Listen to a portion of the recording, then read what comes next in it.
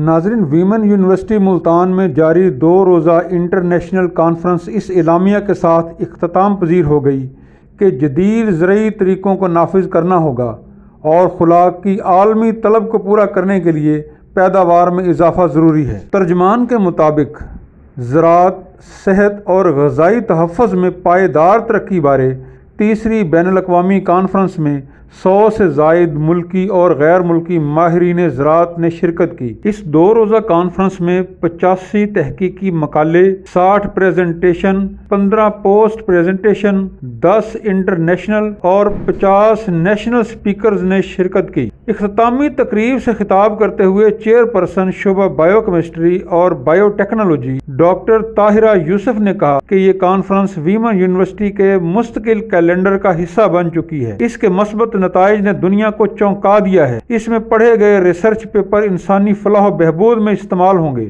Conference کے انعقاد کا سلسلہ مستقبل میں بھی جاری رہے گا۔